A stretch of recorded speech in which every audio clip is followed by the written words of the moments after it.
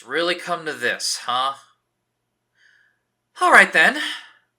Chris? Lisa? It's time we had a little talk. I have been aware of the Danger Rangers franchise since it debuted on my local PBS station, UNC-TV, and it has always seemed to follow me wherever I go. I saw Danger Rangers cutouts at the North Carolina State Fair. I heard the songs on Dish TV's music service, and I was pleasantly surprised to see it airing on CBS.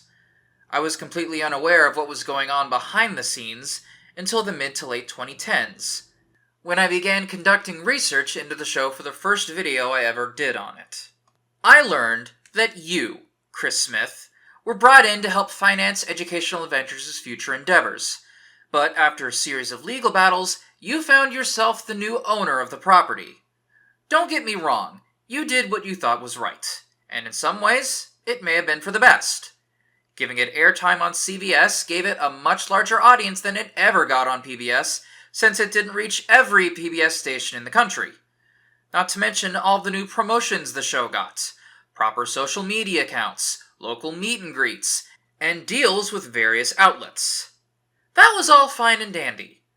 But your plans had one major flaw. You were putting your eggs in a basket on a show that only had 16 episodes, 2 of which were clip shows. If you played an episode every Saturday of the week, you would loop through the show 3 times, with 4 episodes into a 4th loop. That would not last. So it boggles my mind why you opted not to continue production on the 2nd season that was already in production when you acquired the rights to the show.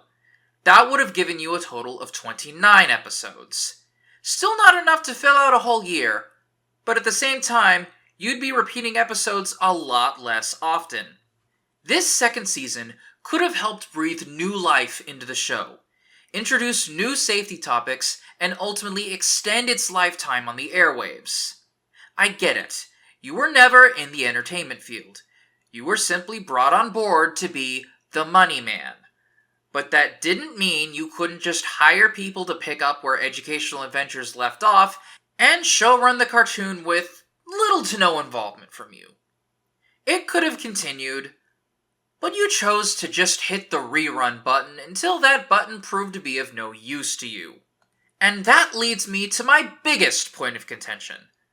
The fact you have done absolutely nothing with the show since early 2016. You chose to sit on a franchise that promotes the well-being of children, which has become more and more needed as time has passed.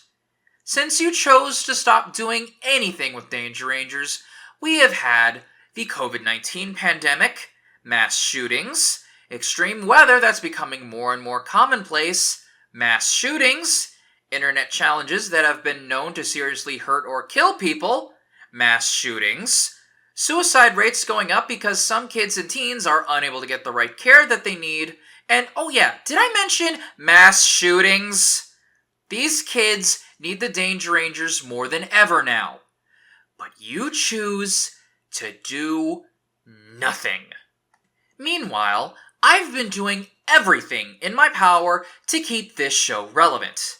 Since you chose to abandon this show, I have done the following. Made a video to bring more awareness to the show's existence.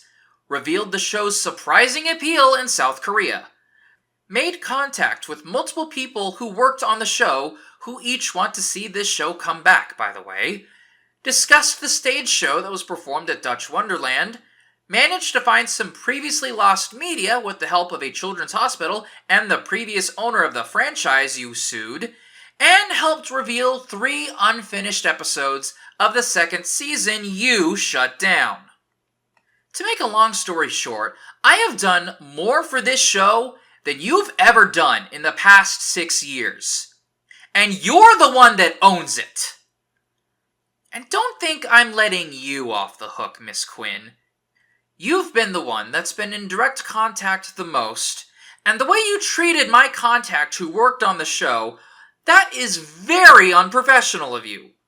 All he wanted to do was inquire about bringing the show back as a project that a friend of his was curious about doing with his new animation studio. I get it. You are not in this market anymore. But is that any way to speak to someone who just wants to help the youth of today? Is it? No, I didn't think so. Which brings me to my ultimatum, you two.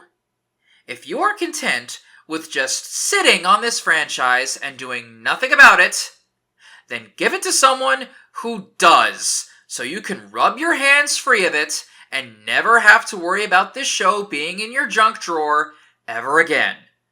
You can go on working with your little health company while we can get the show back on the ground and teach kids how to navigate these brand new dangers plaguing the world. I'm already working on a script for how this new iteration would look. So the ball is in your court, Chris and Lisa, and I only have one thing to say to you. Name your price.